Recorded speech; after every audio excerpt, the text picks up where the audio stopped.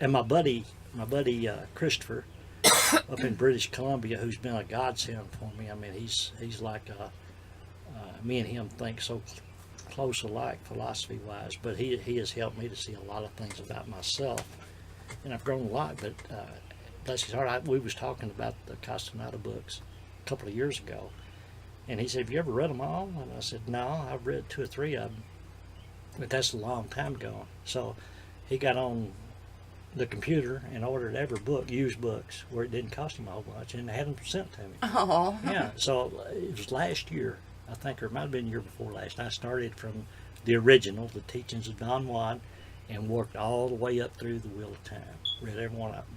And as it's usually the case, the second or third time you read them, you still get more out of it than you did before, because I was so young when I read The Teachings of Don Juan.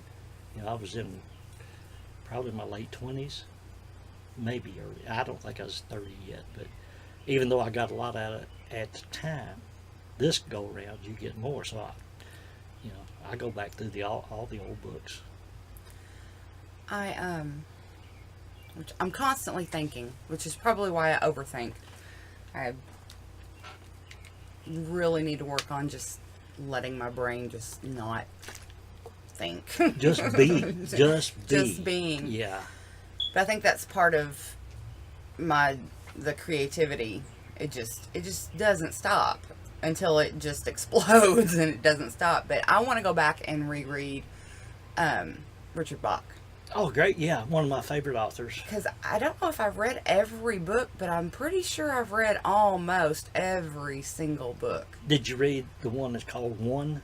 Mm-hmm. Oh, that's a great book. You remember in that book, of course it was all so good, but one of my favorite, he was in the airplane, and he's like went into one of these alternate realities, and he keeps, you see this pattern, and he'll land, he don't know where he's at. But in this one where he landed, and there's an old fellow over there that's got what Richard Bach termed the pages, which is supposedly was a book with all of the secrets of how to live this life and everything be perfect. And the guy's getting ready to set it on fire. You remember that? No, because it's probably been 20 years since I read all Well, those. what I loved about it was, and Richard walks up to him and says, "Man, what you got? You getting ready to burn that book?" And he tells him, "Well, it's I am the keeper of the pages, and this book has got everything you need in there as far as every question you ever want to know. It's there." And he said, "Why are you going to burn it for?" And the guy looks at him and said, "Well, I have no choice." He said, "I don't want to stay the keeper of the pages." He said, "Because think what happens. If you got this book and it's got all the answers in it, then you're the keeper of it. So you gotta hide it away. You gotta be concerned that it don't fall in the wrong hands for misuse. And then you're going to have the people who want to be in power. They're going to try to get the book, and then if they get it, they're going to kind of do like they done some of the ancient writings. They're going to rewrite them to make it fit their philosophy or fit where they can still be in power and keep people under them." So you think about that, and it made a lot of sense. So after I read that part in that book, it's like, yeah, if I had the book, I'd probably burn it too. I wouldn't want to be responsible for it. True. Yeah. Yeah, but Richard Bach, yeah, I remember I was probably, I know I was in my 20s when I discovered Jonathan Livingston Seagull. And I've given that book away, I don't know how many people, because I think it's so beautiful, and it's just a quick read.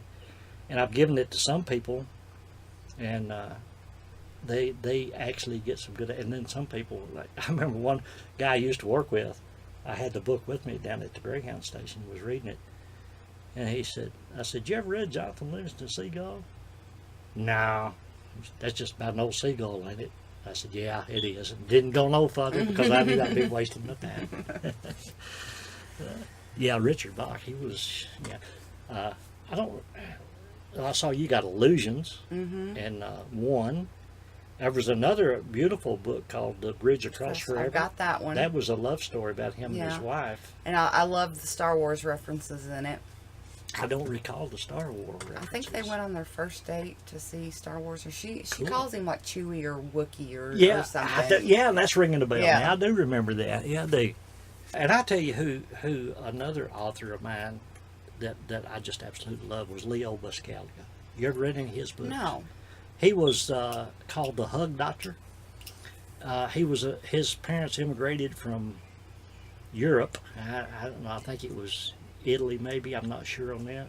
When he was just a kid, but he went to college and got his degree, and he was actually a professor out at I think it was USC, University of Southern California. I think, but I may be mistaken on that.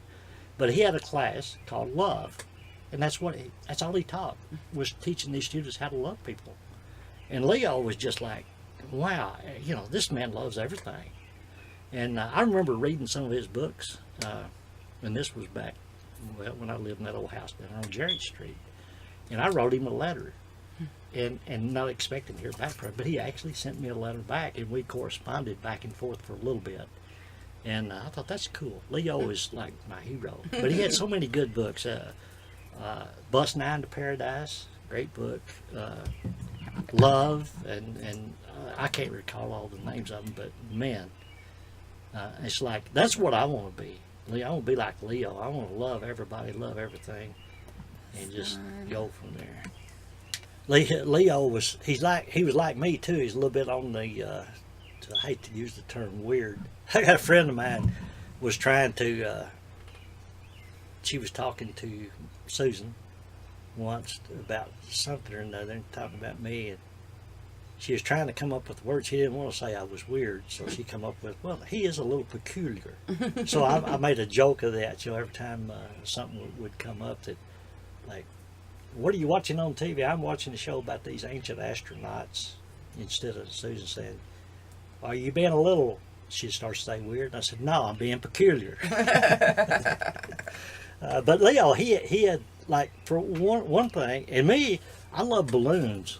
Of course, I love a lot of things, but balloons, I don't know why, but you remember the old house on Jarrett? You used to come over there, and I had balloons. I'd blow them up, and I'd write little sayings on them and throw them all over the house. That was just, I don't know why I did that. And I'd go home, and I'd walk in there, and I'd kick a balloon, I'd pick it up and read that, throw it back down. I had a bunch of them. But Leo, he had a thing about leaves. And he wrote a book. It's actually more like a children's book. It was real thin, real quick read, called Freddie the Leaf, about a leaf that falls off the tree. Great book. But anyway, one story about Leo was, because he liked leaves so much, he would just let them stay out in his yard. He didn't want to burn them, didn't want to bag them up and throw them away. So he lived in this, evidently a pretty nice subdivision or whatever. Well, come fall and all the leaves, all the neighbors out there raking their yards and everything, Leo's still, got leaves all over the yard. And one of the neighbors comes and says, Leo, we know you got a thing about leaves, but, we're trying to keep our lawns looking good, so can we rake them up for you? And Leo thought about it for a minute, and he said, yeah, just rake them up and bring them in. And he put them in his house. So I thought, that's cool. Mine's balloons, Leo was leaves. So, yeah. But yeah, if you ever get a chance, check out some of his books. He was a cool dude. And I thought, he's got the best job in the world, a professor in a major university, and his class is teaching people love. To me, that's all it goes back to, unconditional love. That's who we are, and if we can all get back to discover that, then that would put an end to most of all the things that ail us as a society. Then we just have to be worried about Mother Nature and accidents and things like that, but you wouldn't have to worry about your neighbor come breaking into your house, or people killing each other. I don't think we'll ever get there, not in this life, unless there is some kind of intervention, some kind of cleansing. Supposedly, it's supposed to happen soon. That's another thing, yeah.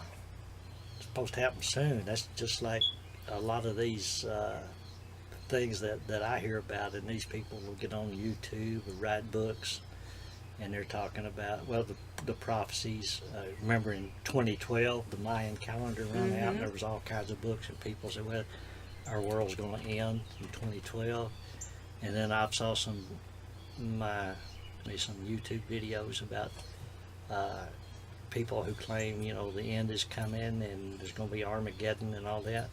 But to me, it's part of what I call chasing shadows. It doesn't matter. What's going to happen is going to happen.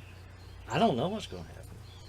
Is there going to be, where we actually started on this earth, what they call terraforming, which is the ancient astronaut theorists say that we are, that actually extraterrestrials sold this planet, they terraformed it, made it livable, and then they altered our genetics to make us who we are.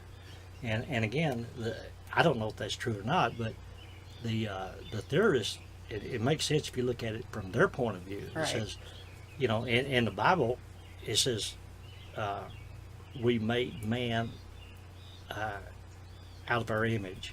I don't know if I said that right or not. Made man in our image. So they're saying that this is the ETs, that they actually made them from their image, but they manipulated some of the genetic material.